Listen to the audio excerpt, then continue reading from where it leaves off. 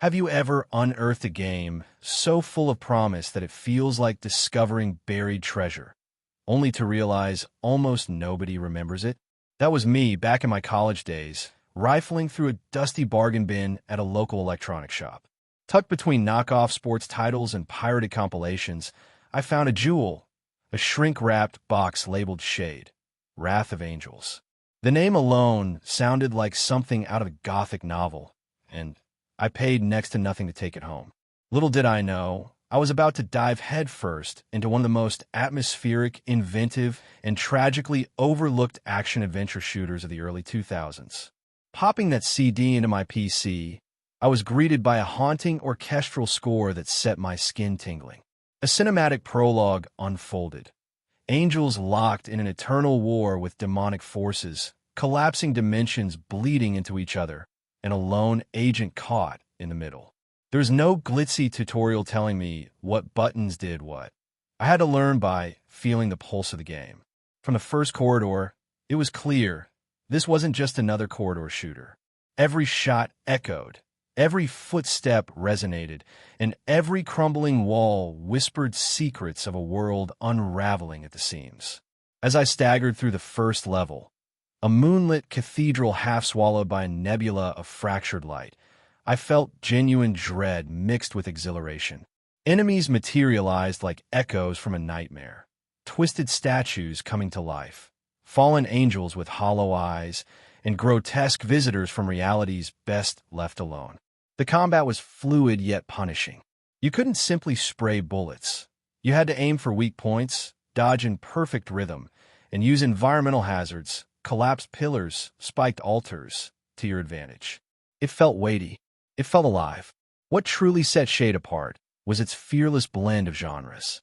It wore many masks, part survival horror, part mythological epic, part mind-bending puzzle adventure. One moment, you'd be fending off hellish apparitions with a shotgun. The next, you'd be bending light itself to restore a shattered gateway. The developers at Black Element Software clearly believe that players deserve a story as rich as the visuals.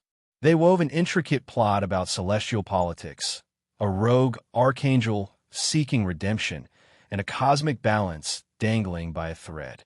And yet, they never spoon-fed you exposition. You found scraps of lore in crumbling manuscripts, pieced together secrets from cryptic dialogue, and watched your own theories unfold as you played. Graphics-wise, Shade leaped far ahead of its time. Textures were crisp, lighting was dynamic, and particle effects felt like tiny explosions dancing in the dark. I remember pausing just to gape at a room where stained glass windows shattered in slow motion, casting kaleidoscopic shards of color across broken pews. And the sound design, honestly, it gave me chills. Every distant scream, every creaking floorboard, every angelic choir swelling in the background, it all blended into a symphony of tension. Even today, when I revisit Shade on a modern rig, it still looks and sounds startlingly fresh. But here's the heartbreaker. Despite glowing early reviews in niche PC magazines and a passionate cult following online, Shade never broke into the mainstream. The publisher, Infogrames, was juggling too many projects and marketing budgets were slashed. The game shipped in limited quantities, and within months, new patches and expansions were quietly canned. The official website went dark. Forums that once buzzed with fan theories went silent. It was like watching a star burn out too soon.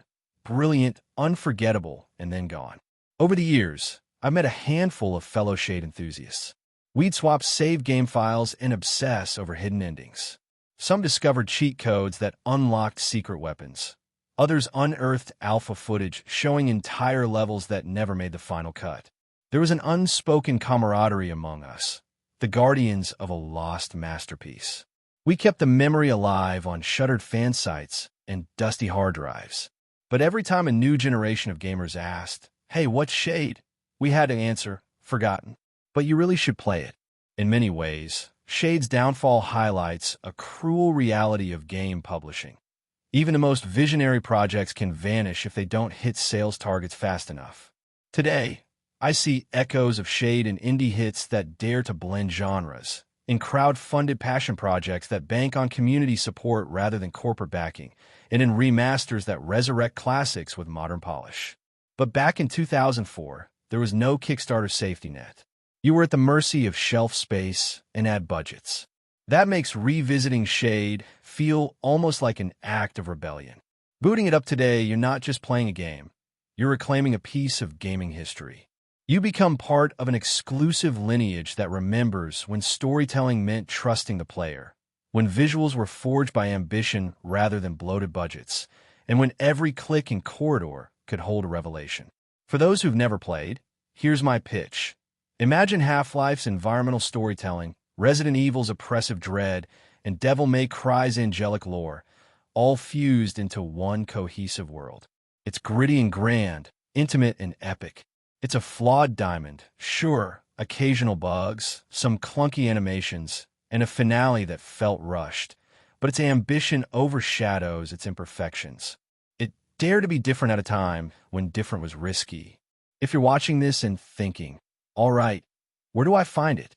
Your best bet is a digital storefront that specializes in abandonware or a second-hand copy on auction sites. There's something strangely romantic about installing the Steam-like Witcher engine off a CD you bought for a few dollars. You'll struggle through Windows compatibility, you'll tweak graphical mods, but when you finally emerge into that cathedral courtyard, you'll know it was worth the effort. And here's a promise. Once you're hooked, drop a comment below telling me your favorite Shade moment. Maybe it's that heart-stopping encounter with the Angel of Vengeance, or the puzzle where you align broken mirrors to summon a celestial bridge. Maybe it's the quiet interlude when all you hear is your own heartbeat against a backdrop of cosmic wind. Those moments connect us across time. Players who live for that burst of wonder and those who will discover it anew. So why tell Shade's story now?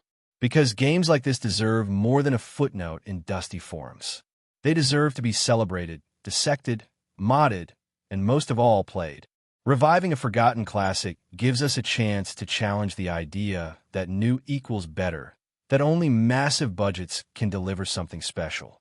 Shade may not be on every gamer's radar, but it's a shining example of what passion and creativity can achieve, even under the harshest constraints. I hope this journey inspires you to seek out other lost gems, to dig through bargain bins, digital or physical, and to keep championing games that dare to be different.